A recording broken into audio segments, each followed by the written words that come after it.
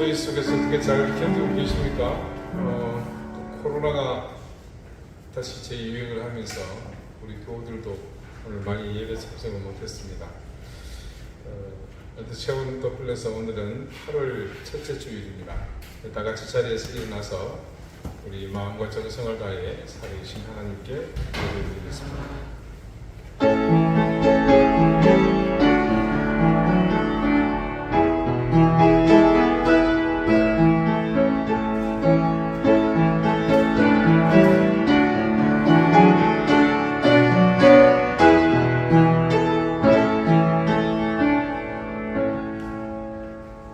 너희는 여호와께 감사하며 그의 이름을 불러하리며 그가 행하신 일을 만민 중에 알릴지어다. 그에게 노래하며 그를 찬양하고 그의 모든 기사를 전할지어다. 그의 성호를 자랑하라. 여호와를 구하는 자마다 마음이 즐거울지로다. 아멘. 하나님, 우리 중에 계신 그 이름이 우리의 전부임을 믿습니다. 예수 그리스도의 이름으로 우리가 받은 사랑과 은혜가 우리로 하나님이 우리의 전부가 되게 하셨음을 믿기에 그 이름을 찬양하며 그 이름을 주신 분께 경배를 드립니다. 세상의 무한한 가치와 존귀함에 또 그 위에 존귀함을 더한다 하더라도 우리에게서 구속의 이 이름을 대신할 수 없음을 알기에 연약하고 유한하며 죄인된 우리의 인생은 오로지 주의 권능만을 의지하며 그 이름을 높이 찬양합니다. 주님, 우리의 찬양을 들으시옵소서. 우리의 경배를 받아 주시옵소서. 하나님을 우리 인생의 모든 것 되게 하신 예수 그리스도 이름으로 기원합니다. 아멘. 2장 찬송하겠습니다.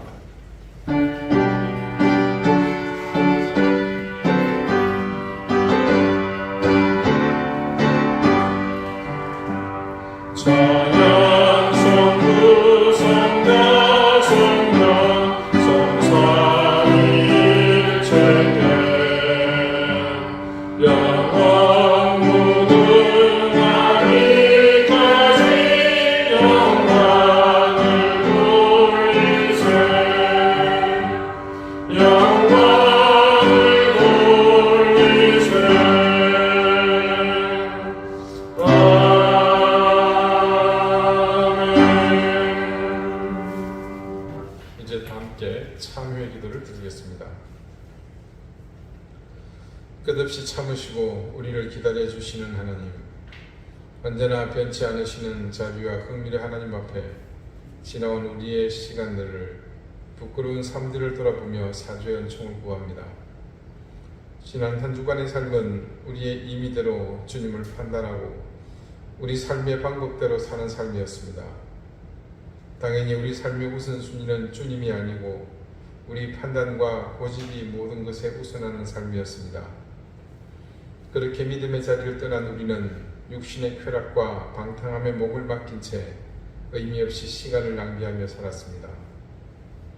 그래서 주님을 생각하면 감사와 은혜가 넘쳐야 했지만 도리어 근심과 염려만 넘쳐났습니다.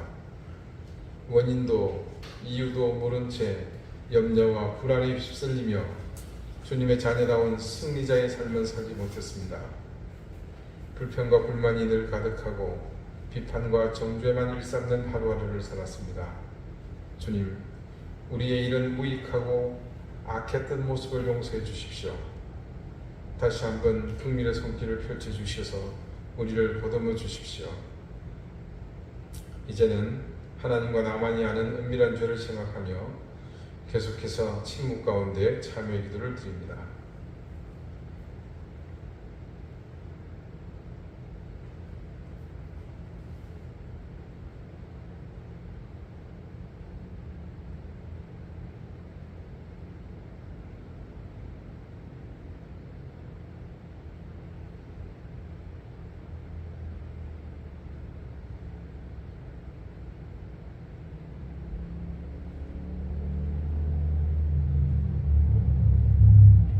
하나님께서는 자신의 부끄러운 죄를 솔직하게 고백하는 사람들에게 말씀하십니다. 내가 그들의 악행을 사하고 다시는 그 죄를 기억하지 아니하리라. 여호와의 말씀이니라. 아멘. 이제는 사도신경으로 우리의 신앙을 고백하오니 나는 전능하신 아버지 하나님 천지의 창조주를 믿습니다. 나는 그의 유일하신 아들 우리 주 예수 그리스도를 믿습니다. 그는 성령으로 잉태되어 동정녀 마리아에게서 나시고 본디오 빌라도에게 고난을 받아 십자가에 못 박혀 죽으시고 장사된 지 사흘 만에 죽은 자 가운데서 다시 살아나셨으며 하늘에 오르시어 전능하신 아버지 하나님 우편에 앉아 계시다가 거기로부터 살아있는 자와 죽은 자를 심판하러 오십니다. 나는 성령을 믿으며 거룩한 공교회와 성도의 교제와 죄를 용서받는 것과 몸의 부활과 영생을 믿습니다. 아멘. 자리에 앉으시기 바랍니다. 이제 다 함께 성시를 교독하겠습니다. 성시는 교독문 9번 10편 15편입니다.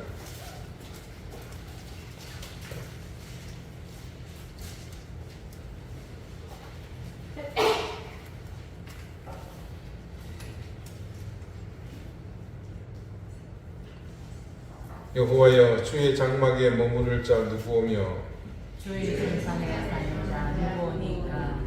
정직하게 행하며 공의를 실천하며 그의 마음에 진실을 말하며 그의 혀로 남을 허물하지 아니하고 그의 이웃에게 악을 행하지 아니하여 그의 이웃을 비방하지 아니하며 그의 눈은 망령된 자를 멸시하며 여호와를 여호와하는 자들을 경배하며 그의 마음에 서운한 것은 해로울지라도 변하지 아니하며 이자를 받으려고 몸을 부어주지 아니하며 뇌물을 받고 무주한 자를 해하지 아니하는 자이니 이런 일을 행하는 자는 영원히 흔들리지 아니하리이다. 아멘.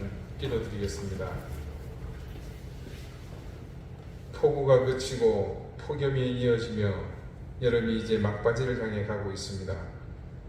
그 가운데 새롭게 다시 전염병의 확산으로 모두가 불안해하며 근심 가운데 있지만 하나님의 전능하신 손길이 지금껏 변함없이 인도하셨던 것처럼 이 위협 속에서도 우리와 동행하심을 믿습니다.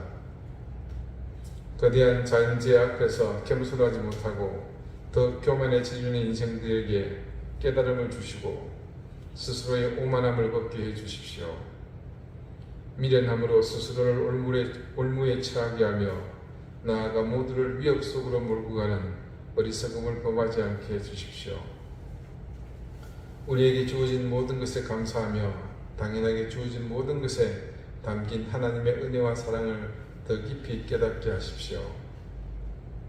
수해로 삶의 터전을 잃은 이웃들, 또 무엇보다 사랑하는 가족을 잃은 이웃들을 하나님께서 불쌍히 여겨주시고 그들을 위로해 주시며 하나님 은혜의 손길을 더해 주십시오.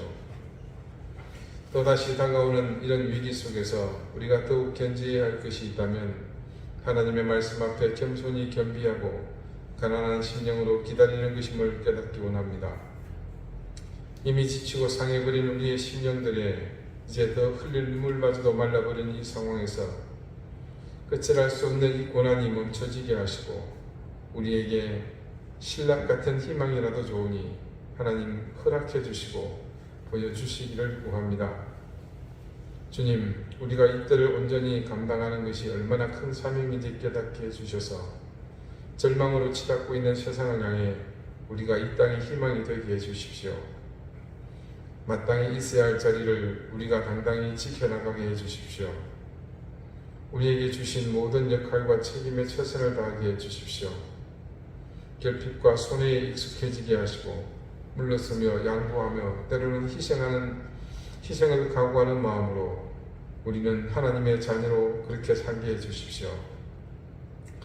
주님, 세상의 불의한 힘을 깨닫는 우리는 사명자임을 기억하며 이 시대 가운데 우리에게 주어진 이 사명의 무게를 온전히 감당하게 해주십시오.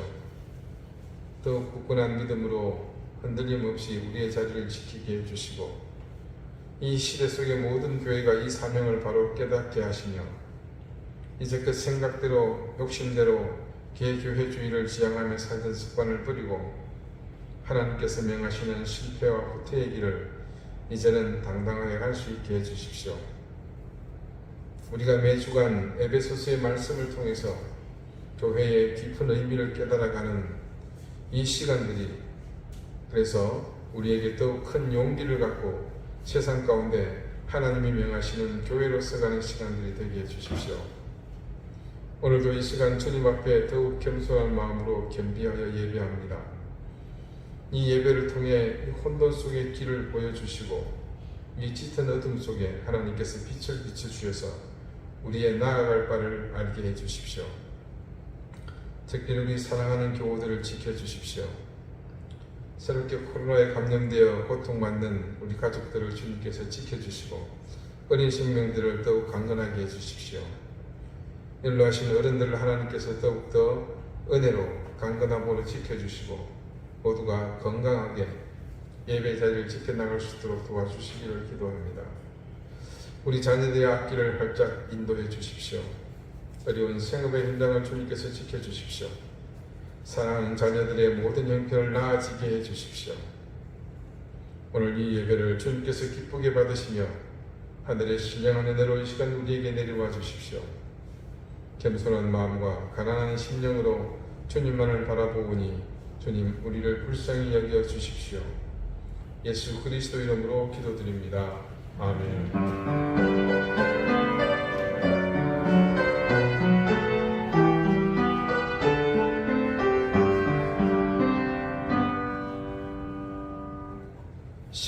함께 찬송하겠습니다.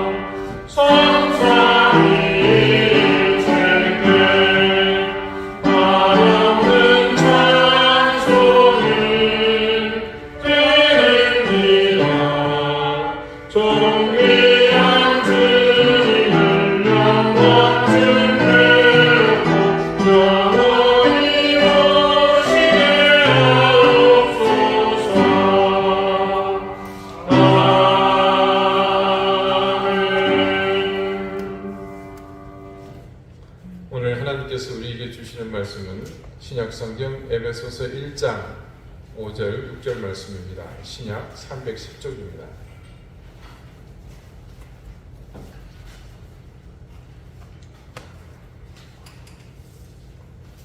에베소서 1장 5절 6절 말씀을 제가 읽겠습니다. 이제 다 같이 자리에서 일어나 하나님의 말씀을 경청하십시오.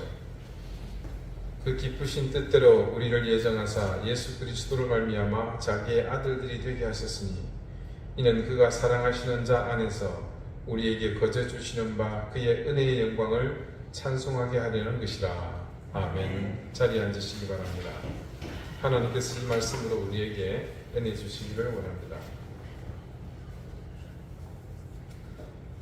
하나님께서 우리에게 찬송을 요구하시는 이유는 한 가지라고 저는 생각합니다. 그것은 하나님께서 우리와 계속해서 인연을 이어가시겠다는 그런 조치다. 그렇게 생각합니다. 이미 앞서 몇 주간 우리는 하나님 은혜에 대해서 이전보다는 훨씬 많은 이해를 하게 되었습니다. 그분은 우리를 그리스도 안에서 불러주셔서 하늘에 속한 신령한 복을 주시는 분이라는 사실을 알았습니다. 하나님께서 우리를 불러주시는 것은 단순히 호명하는 차원을 넘어서 한층 더 깊고 넓은 의미가 있다고 할 수 있습니다. 그것을 상징하는 것이 바로 지난주 우리가 알게 된 사실, 우리를 각각 딸과 아들로 입양해 주셨다는 그 사실에서 더욱 확실하게 알 수 있고 확정하셨다는 것을 또한 알 수 있었습니다. 하지만 우리가 그런 사실관계에 있어서 매우 심각하게 부족한 것이 있었습니다. 그것은 우리의 신분이 하나님의 자녀로 급상승되었다는 그 사실에만 머물러 있었고, 그 사실 하나만으로 우리는 신앙의 터전을 삼았고, 그것이 또한 우리 신앙의 전부였다는 사실입니다. 이 시점에서 소환된 신데렐라는 지난주에 의문의 일패를 당했죠. 동화의 끝이 왕자와 결혼한 신데렐라가 가정 불화가 있었다든지 아니면 이혼했다는 소식이 들리지 않는 것으로 보아 둘은 정말로 행복한 결혼 생활을 했다고 봐야 하는데, 그때 가장 기본되는 조건이 있었습니다. 부엌대기의 모습을 벗어버리고, 또 아니면 새엄마의 시각에서 바라본 수다쟁이의 모습을 벗어버리고, 왕자비로, 그리고 더 나아가 왕비로 손색 없는 교양과 품위를 노력하여 갖추었기 때문일 것입니다. 신데렐라의 신부수 광경을 살짝 한번 들여다봅니다. 그녀는 자신의 영혼을 빼고는 모든 것을 다 바꿔야 했습니다. 말하는 것에서부터 시작해서 숨쉬는 것 빼고는 전부 이전과 달랐을 것입니다. 걸음을 걷는 것도 틀립니다. 숨쉬는 것은 빼고라고 말했지만 사실은 숨쉬는 것도 아마 이전처럼 함부로 쉬지 못했을 겁니다. 우리나라 사극이나 또 사극을 배경으로 한 영화에서도 그런 장면들이 등장하지 않습니까? 이른바 간택령이 내려집니다. 그러면 전국의 모든 남녀는 결혼을 할 수 없습니다. 왕비나 아니면 세자의 배우자를 맞이하게 되죠. 그렇게 해서 궁궐에 들어오면 궁궐의 예법부터 배워야 합니다. 궁궐에 들어오면 모든 게 달라집니다. 제일 먼저 두드러지는 게 뭘까요? 사용하는 용어죠. 궁에서 쓰는 말과 사가에서 쓰는 말이 다릅니다. 특히나 임금과 관련된 것은 모두가 다 다릅니다. 어가하다는 뜻의 어자를 붙여서 임금 전용으로 표기합니다. 그래서 임금이 입는 옷은 어의, 임금의 전용 의사는 또 어의, 의자가 틀리죠. 임금의 소는 어수, 임금이 타는 가마는 연 혹은 어가라고 부릅니다. 또 용을 쓰는 경우도 많습니다. 임금의 얼굴은 어안이 아니고 용안입니다. 임금이 앉는 높은 자리는 용상, 그리고 임금이 입는 옷이 어이지만 또 다른 말로 용포라고도 부릅니다. 모두 용자가 붙습니다. 그러면 임금이 트림을 하면 용트림. 어려운 과정에서 조금씩 자신이 왕자비로 혹은 왕비로 훈련받다 보면 분명히 깨닫게 되는 것이 있고, 그 깨달음을 통해 신세계를 알게 되겠죠. 그리고 자신이 조금씩 변하고 있다는 사실을 인지할 겁니다. 그렇듯이 우리에게 필요한 것은 하나님 나라에 합당한 자격을 갖춘 그런 사람이 되는 것이었습니다. 이렇게 우리의 변화된 모습은 이전에 우리가 알던 세상의 삶과는 완전히 구별되는 이른바 거룩함을 이루어가는 것을 말합니다. 이 과정을 통해서 우리가 어떻게 되겠습니까? 비로소 우리 자신은 본질적으로 그렇지 않을지라도 하나님 인도하심으로 의롭게 됩니다. 우리가 하나님의 자녀가 되었습니다. 하나님의 나라를 상속받을 진짜 상속자요, 허울뿐인 양자가 아니라 진짜 하나님의 자녀가 되었다는 그 사실을 인식하는 것으로 머물지 않고, 신데렐라가 왕자비가 되고 왕비가 된 것처럼 우리가 그렇게 우리 자신이 성화되기 위해 애쓰고 노력한 결과 마침내 우리가 진짜 의로운 하나님의 자녀로 지금과 전혀 다른 신분으로 변화되었다고 한번 생각해 보십시오. 이전에 즐기던 세상의 많은 성취와 그로 인해 맛본 만족들이 더 이상 우리에게 무슨 의미이겠습니까? 간절히 소망하던 소유를 이루고 그 소유를 바탕으로 지위를 얻고 그 지위에 따른 힘을 얻어 나 스스로 만족하는 것들이 여전히 이전과 같이 내게 영적 만족을 주겠습니까? 그것들이 모두 헛되는 것이라는 사실을 온전히 알고 그로부터 그 인생은 전혀 다른 인생을 살지 않겠습니까? 그런데 우리가 그런 인생이 되도록 인도하시는 분이 하나님이시라는 사실을 에베소서를 통해서 우리는 매주일 뼈에 사무치도록 깨닫고 있습니다. 오늘 본문의 말씀을 보겠습니다. 지난주와 중첩된 5절입니다. 그 기쁘신 뜻대로 우리를 예정하사 예수 그리스도로 말미암아 자기의 아들들이 되게 하셨으니. 자, 여러분, 우리는 이 말씀이 하나님께서 천지를 만드신 이 창조의 사역보다 더 존귀한 가치를 지니는 사실이라는 것을 알았습니다. 우리를 하나님의 진짜 아들과 딸로 삼아 주셨다는 사실을 다시 한번 기억해 봅시다. 그런데 그 다음 6절이 어떻게 시작합니까? 이는 그가 사랑하는 자 안에서 우리에게 거저 주시는 바 그의 은혜의 영광을 찬송하게 하려는 것이다. 자, 여기서 가리키는 이는 이것이 뭐겠습니까? 자, 앞서는 5절의 내용이죠. 그래서 6절의 문장 구성을 보니까 이것이 이는 끝에 동사를 보세요. 무엇을 하게 하려는 것이다. 그렇게 문장이 끝나고 있죠. 그러니까 우리를 하나님의 딸로, 하나님의 아들로 진짜 양자, 양녀 삼아 주시는 이유가 그의, 그러니까 이런 은혜를 주시는 하나님 은혜의 영광을 찬송하게 하려는 것이라고 합니다. 자, 종국의 이런 변화를 통해 우리에게 나타나는 것이 바로 무엇이다? 하나님을 찬양하게 하시려는 의도라는 겁니다. 지금까지 이 여정이 다다를 종착지가 바로 이곳이었습니다. 하나님을 찬송하는 것입니다. 그런데 말씀은 찬송이 아니라 찬양이라고도 하죠. 자, 혹시 여러분 찬송과 찬양의 차이를 아십니까? 저도 명확히 구분하지는 않지만 섞어서 씁니다. 본질적인 차이보다는 이게 사용할 그 상황, 때에 따라서 차이가 있다는 것 정도는 우리가 알고 있는데, 그래서 제가 좀 조사를 해봤더니요, 총신대 교회음악가 하재성 교수님이 정리를 잘 해놓았더라고요. 자, 그분이 말에 따르면 이렇습니다. 자, 찬송과 찬양이 어떻게 다릅니까? 이런 질문을 하면 대체로 찬양을 드린다, 찬송을 부른다라는 대답을 듣게 된다. 이것은 찬양과 찬송이라는 두 용어 사이에 어떤 차이가 있다는 사실을 보여주는 하나의 예라고 할 수 있다. 물론 실제로 두 용어는 서로 혼용되는 경우도 많다. 우리 다 같이 찬양합시다, 우리 다 같이 찬송합시다는 결국 같은 내용이라고 볼 수 있는 것이다. 이것은 성경에서도 마찬가지다.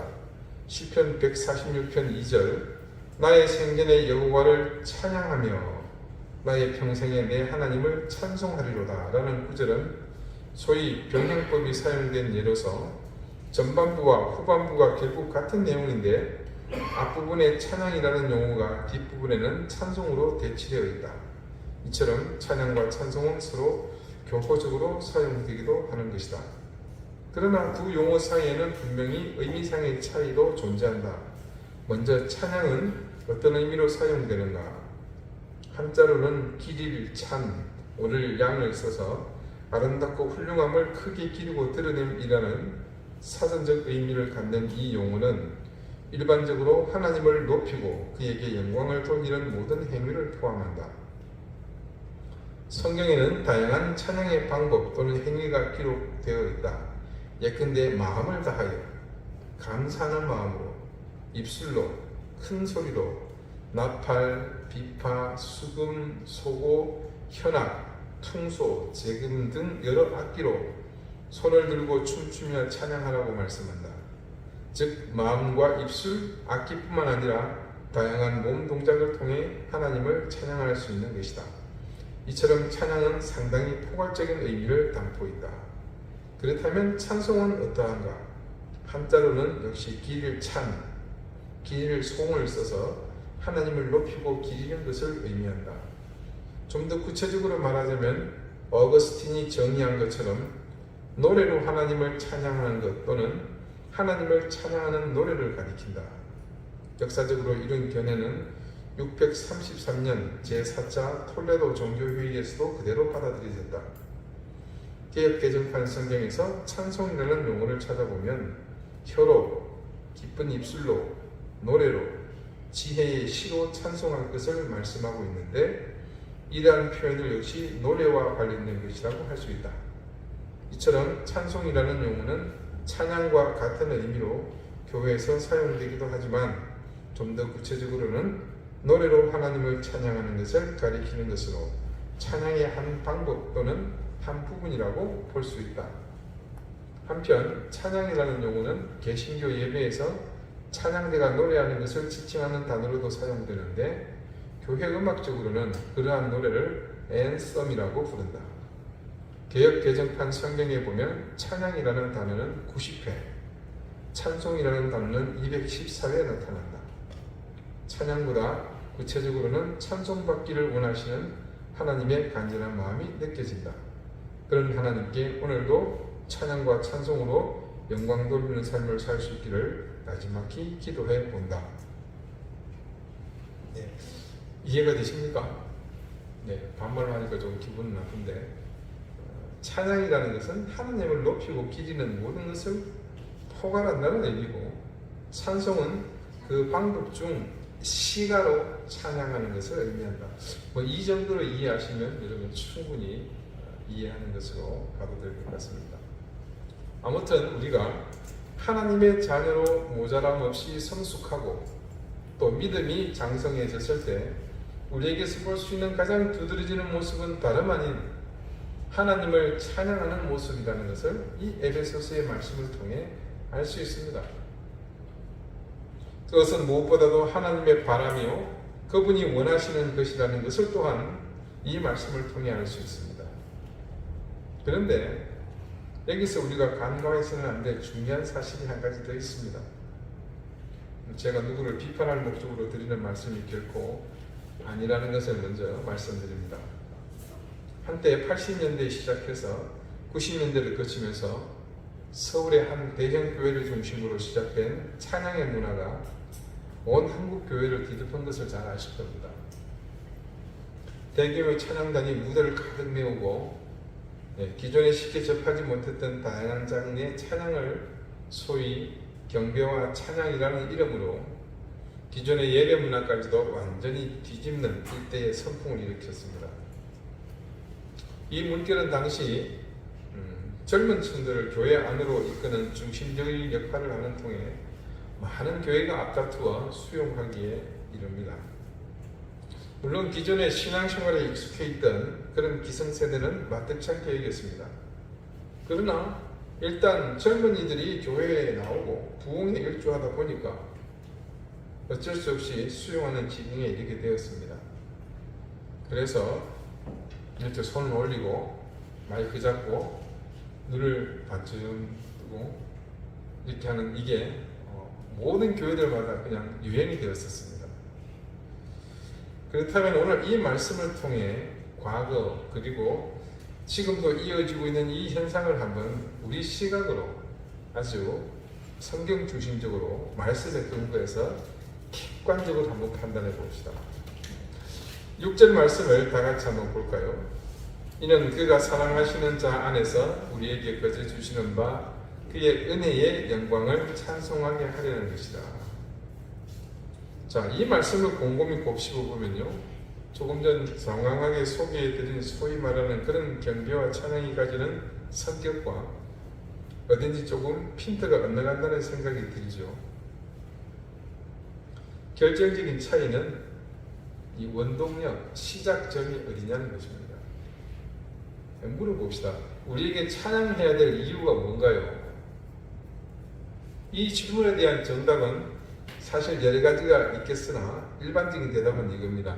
우리의 마땅히 해야 할 바이다. 정확한 대답입니다. 하지만 여기는 전제 조건이 있죠. 하나님께서 우리에게 지금껏 우리가 알고 있는 모든 것을 행하신 그 놀라운 은혜의 일들을 이미 숙지하고 있다는 전제하에서입니다. 하나님이 세상을 창조하셨습니다. 그런데 우리가 지난주 존 스토트 목사님의 글에서 본 것처럼 그보다 더욱 존엄한 가치를 지니는 것이 뭐라고 했습니까? 그분이 우리를 자녀로 삼아 주신 겁니다. 그런데 여러분, 일반인이 그런 사실을 믿겠습니까? 아니, 믿는 것은 고사하고 그런 사실이 있었다는 사실이라도 알까요? 하나님이 천지를 창조하셨고 그분이 우리를 창조하셨다고 말하면 일반인들은 전부 뭐라고 대답하겠습니까? 원숭이 들이밀잖아요. 이 대답, 마땅히 우리가 해야 할 바라고 대답하는 경우는 바로 이런 사실을 배제하고 모두가 하나님을 알고 그분의 모든 것을 인식했을 때입니다. 오늘 본문 6절의 말씀은 바로 그런 질문에 대한 정확한 대답입니다. 우리가 하나님을 찬양하는 것은 한마디로 그분이 우리가 찬양하도록 모든 상황을 이끌어 오셨다는 겁니다.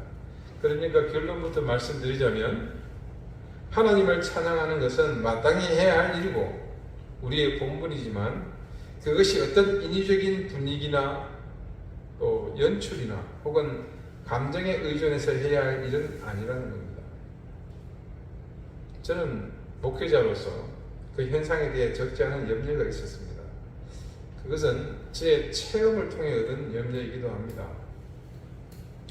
제가 졸업한 신학대학원에 소위 우리나라에서 원조격인 이 경비와 찬양팀이 집회를 한 적이 있습니다. 그때 한참 이런 붐이 일어나서 절정을 치달을 때인데 이 집회를 하는 동안 회중석에 앉아있는 목회자가 될 이 신학생들의 반응이 영 뜨뜻미지근했다는 겁니다. 비상이 걸렸습니다. 어떻게 우리가 와서 이렇게 이 화려한 무대를 돌리고 찬양을 하는데 왜 저기 돌덩이처럼 앉아있느냐. 그때 무대에 섰던 대원들이 크게 실망하고 돌아가서는 다시 한번 집회를 요청을 했고요. 그때는 본때를 보여줘야 되겠다고 다짐하고 그 수많은 대원들 중에 최정의 영혼을 선발해가지고 금식하고 기도하고 다시 무대에 세웠다는 겁니다. 상당히 본질에서 벗어났다는 것을 알 수 있죠. 자, 이런 현상은 하나님을 찬양한다는 것에 대한 성경적 인식이 부족한 데서 기인했다고 저는 봅니다. 오늘 말씀을 보건대 이 찬양의 주체도 결국 누굽니까? 하나님이셨습니다. 우리는 그분의 인도하심을 바르게 깨닫고 그 인도하심에 순종하여 우리가 해야 할 것에 최선을 다했을 때 결국 하나님을 찬양하는 궁극적인 자리에 그렇게 이르게 됨을 오늘 알게 됩니다. 저는 이렇게 생각해 봅니다. 우리의 찬송은 분명 그 의미와 가치를 가집니다. 우리가 하나님의 은혜를 찬송하게 되면 하나님은 당신의 복 주심에 반응하는 우리를 향해 무한한 기쁨과 감격을 하실 것이고 이는 더 큰 은혜와 은총으로 되돌아올 것을 저는 믿습니다. 그리스도인의 가장 보람있고 의미 있는 신앙생활은 바로 이것, 하나님의 은혜를 감사하며 잊지 않고 찬양하는 겁니다.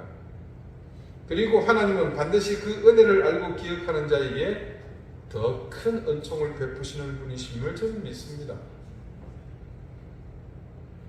그래서 하나님은 은혜에 감사하며 그 감사의 마음을 담아 하나님을 영화롭게 하는 그런 사람에게 반응하시고 우리는 또 그런 하나님의 은혜를 칭송하며 노래로, 기도로, 다른 몸짓으로 그분을 찬양할 겁니다. 그렇게 된다면 이는 그분과 지속적으로 교제하는 삶이 됩니다. 그래서 저는 신앙생활의 본질이 여기서 시작한다고 봅니다. 하나님은 우리에게 은혜를 베푸시고 우리는 베푸신 그 은혜에 감사하고 그 감사가 찬양으로 드러나고 하나님은 감사로 찬양하는 이에게 또 화답하시고 이 반복되는 행위는 아마 감사를 잊어버리고 은혜를 망각하지 않는 한 우리의 평생에 끊이지 않고 지속되지 않겠습니까? 올해 2023년은 우리 민족의 비극적인 역사인 1950년에 북한의 불법 남침으로 시작된 6.25 사변이 3년간의 치열한 전쟁을 마치고 서로 휴전에 협의하여 전쟁을 중단한 종전 70주년이 되는 해입니다. 그런 가운데 어느 해보다도 올해는 범정부적으로도 예전에도 그랬지만 당시 유엔군으로 참전했던 참전용사들에게 보훈하는 행사가 참 많았습니다. 방송 매체들에도 계속 방영이 되었지만 실제로 여러 인터넷 매체에서는 오래전부터 6.25 당시 참전했던 나라들을 방문하여 우리가 입은 그들의 노고에 감사하는 프로그램이 다양한 루트를 통해 이루어지고 있었습니다.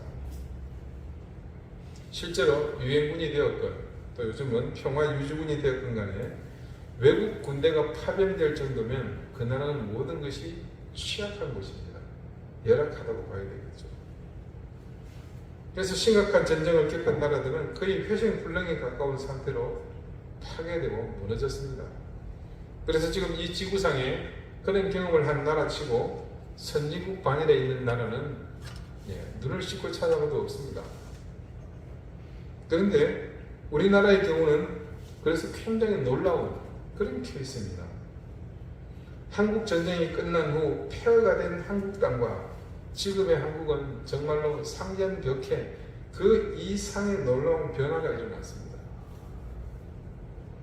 그런 가운데 그 당시 우리나라의 어려운 형편을 불쌍히 여겨 많은 나라에서 군대를 파병해서 공산주의 침략에 맞서 함께 피를 흘린 나라들의 생존에 있는 참전 용사들이 우리나라의 초청으로 해마다 한국을 방문하는 일이 이제 정례화되고 있습니다.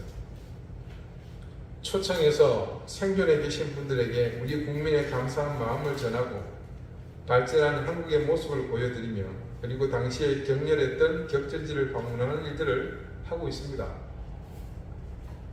그뿐만 아니라 이미 돌아가신 참전용사의 후손들도 초청해서 그들에게 자신의 아버지, 할아버지가 이 땅에서 무슨 일을 했는지 그분들이 흘린 그 피와 땀이 어떤 결과로 지금 나타났는지 그런 사실을 알리고 감사하며 보답하는 일을 합니다.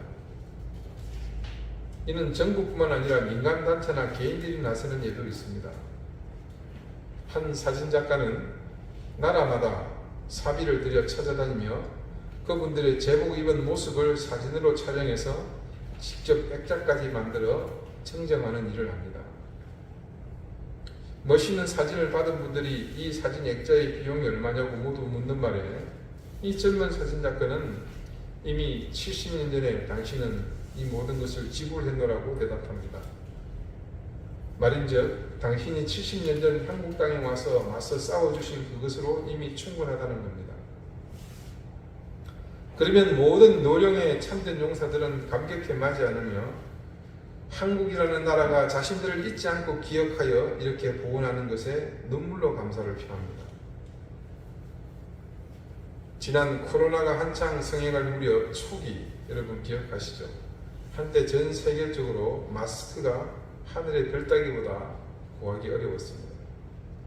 그런 시절에 우리나라 보훈처는 해외 참전 용사들과 그의 가족들에게 마스크와 방역용품을 소포로 보낸 적도 있었습니다. 그때도 그분들은 스스로는 자신들이 한국에서 잊혀졌다고 생각했는데 이렇게 기억하여 찾아준 것에 대해서 감격의 눈물을 흘렸습니다. 이런 것은 그냥 작은 예에 불과합니다. 실제로 지금도 참전국을 대상으로 많은 원조가 이어지고 있는가 하면 어려운 나라들의 경우는 직접 찾아가서 참전 용사들의 집을 새로 지어주거나 수리해주는 일도 있고 후손을 위한 장학 사업도 지금 활발히 진행되고 있습니다. 이런 일들을 진행하는 가운데 제가 영상을 통해서 만나게 된 이런 한국의 보건 행사에 접한 참전 용사들의 반응은 크게 두 가지 형태로 나타났습니다. 먼저는 그 시절 70년 전 생명부지의 나라에 와서 자신이 피를 흘려 쌓은 그 선택이 옳았다는 것이 첫 번째 반응입니다. 잘한 선택이었다. 그러면서 또 한 가지는 다시 한번 이런 기회가 온다면 나는 그때도 여전히 같은 선택을 하겠다는 그런 반응이었습니다. 그렇게 반응하게 된 이유가 무엇인지 제가 따로 설명하지 않아도 여러분은 충분히 짐작하실 겁니다. 그것은 그들의 참전이 헛되지 않도록 우리가 각고의 노력을 기울였기 때문입니다. 첫 번째는 자신들이 참전 후 떠날 때 대한민국이 지금의 모습으로 변한 것과 더불어 수없이 많은 참전의 기회가 있었지만 참전 후 성장한 나라에서 은혜를 갚으며 감사한 마음을 전하는 모습에 감동한 것입니다. 은혜와 사랑을 기억하는 것, 그리고 그것으로 인해 우러나오는 감사와 기쁨의 찬양은 그것으로 그치지 않습니다. 그것은 새로운 은혜와 감사로 이어집니다. 여러분, 우리에게 있는 특권이 있습니다. 그것은 바로 하나님을 찬양할 수 있다는 사실입니다. 이거 왜 특권인지 처음에는 잘 모릅니다. 예배 시간에 목사님이 특권이라 그러니까 뭐라고 말도 못하고 그냥 그런 줄 알고 지금까지 계셨죠. 그냥 이거는 우리만 할 수 있다라는 위안 정도로만 이해했습니다. 너희들은 못하고 우리만 할 수 있는 거야. 그게 좋은지 나쁜지도 모르고 뭐 이 정도. 그런데 오늘 이 사실, 우리가 하나님을 찬양할 수 있다는 사실이 어떤 의미인지를 알고 나니까 하나님을 찬양할 수 있는 것이 왜 우리의 특권이 되는지 제대로 알게 됩니다. 하나님을 찬양하는 것은 그분이 우리에게 주신 또 다른 큰 은혜입니다. 그래서 그 찬양을 통해 하나님과 뗄 수 없는 깊은 관계를 맺도록 하십니다. 지난주 말씀 중에 우리가 하나님의 자녀가 된 사실을 인지하는 것에서 멈춰 있는 것이 우리 신앙의 현주소라고 했던 말씀 기억하실 겁니다. 그런 우리 신앙은 더 이상 하나님이 원하시는 자녀의 삶으로 이어지지 못해서 우리 신앙의 성장이 없었던 것이라고 했습니다. 상식적으로 생각해 봅시다. 그런 상태의 신앙, 그 수준에 멈춘 우리의 믿음을 통해 온전한 찬양이 가능하겠습니까? 그런 삶이 지속됨으로 우리에게 드러나는 공통적인 모습은 참된 찬양, 온전한 찬송이 사라졌다는 사실입니다. 신데렐라처럼 왕자비가 되고 왕비가 되었다는 그 사실에만 만족하고 전혀 자신을 그 바뀐 신분에 걸맞게 살아내지 못한 결과입니다. 우리의 눈이 닫혀 있으면 찬양할 수 없습니다. 그것은 세상 사람들이 찬양하지 못하는 이유와 같습니다. 무슨 말입니까? 못 보니까, 모르거든요. 우리가 이런저런 이유로 보는 눈이 가려져 버리면 하나님이 우리에게 주신 은혜와 사랑을 볼 수가 없습니다. 보지 못하는데 어떻게 알겠습니까? 같은 이유로 우리의 귀가 닫혀 있으면 그 역시 찬양을 못합니다. 다른 모든 감각들도 마찬가지입니다. 결국 우리가 정말 모든 감각이 열리고 우리의 신령까지 모두가 열렸을 때 우리는 하나님께 감사와 은혜의 찬양을 드릴 수 있는 겁니다. 교회의 중요한 기능 중 하나는 바로 이것입니다. 우리가 서로의 교회됨을 일깨우는 것은 우리에게 멈춘 이 성화의 동력을 서로가 깨워주는 것입니다. 그래서 우리가 각자 교회로서 다른 사람의 믿음 가운데 있는 하나님을 발견하고 그 발견을 통해 나를 보는 겁니다. 그냥 나를 보는 겁니까? 아니죠. 내 속에 있는 하나님의 형상을 보는 겁니다. 혹시 이런 찬양 아십니까? 형제의 모습 속에 보이는 하나님 형상 아름다워라.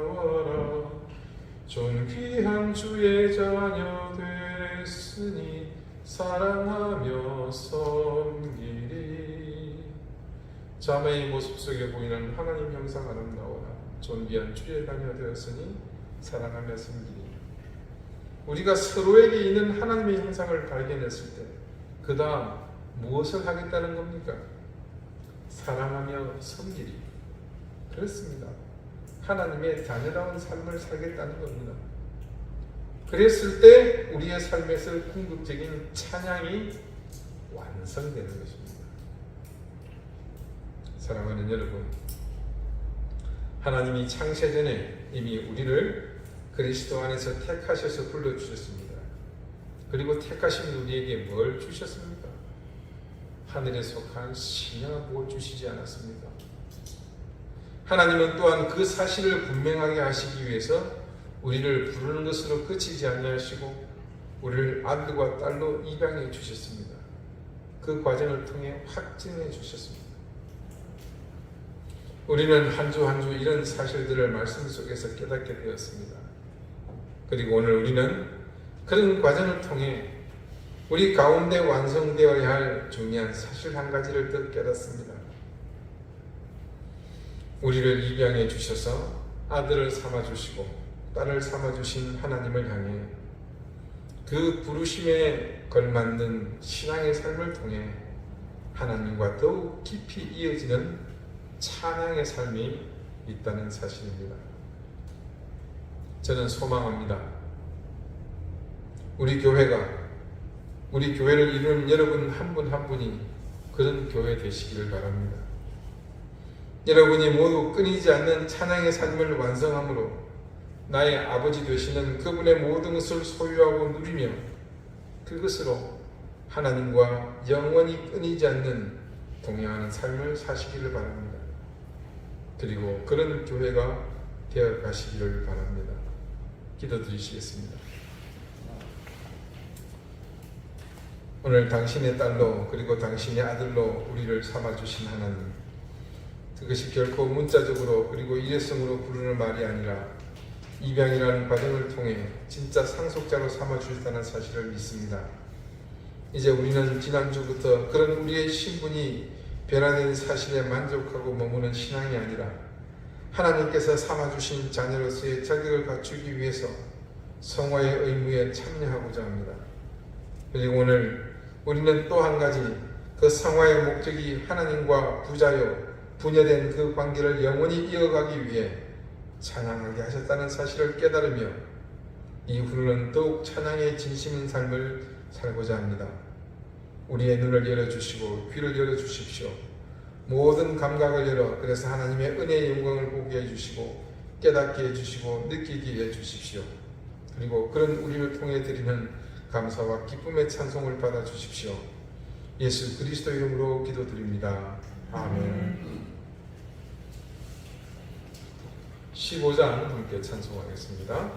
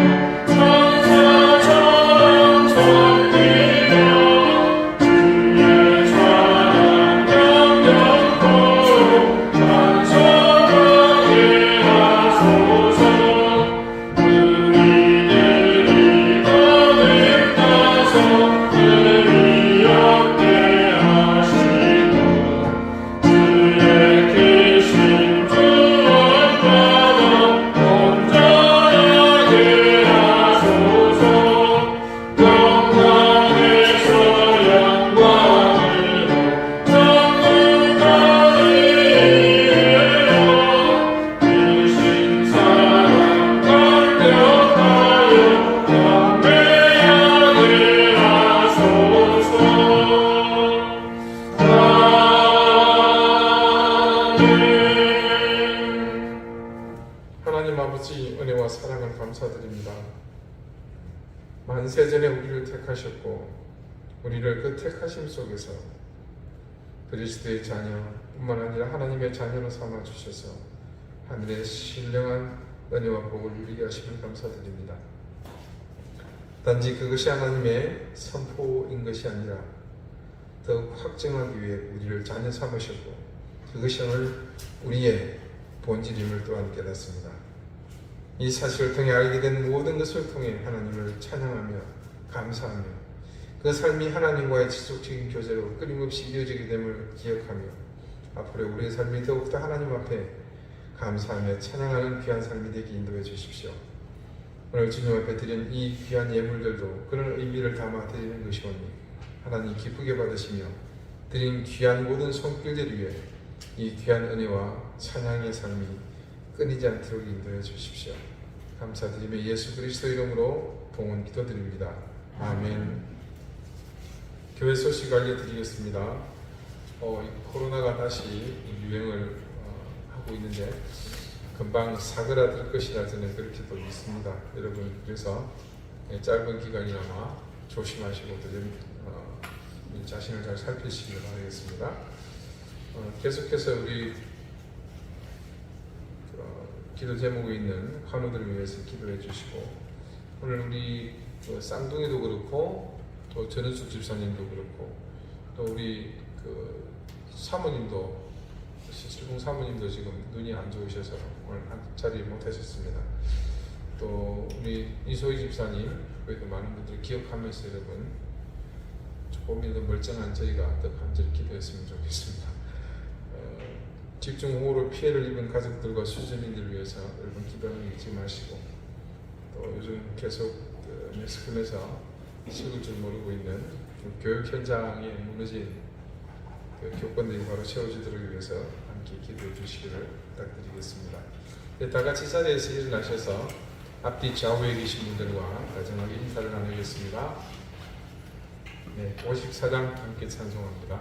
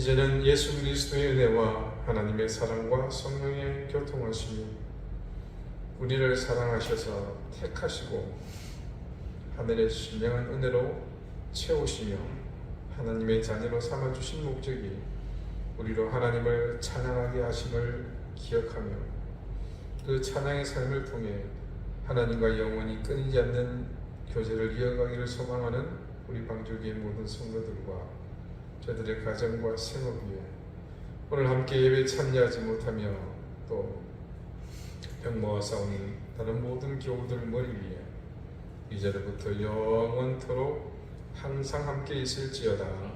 아멘.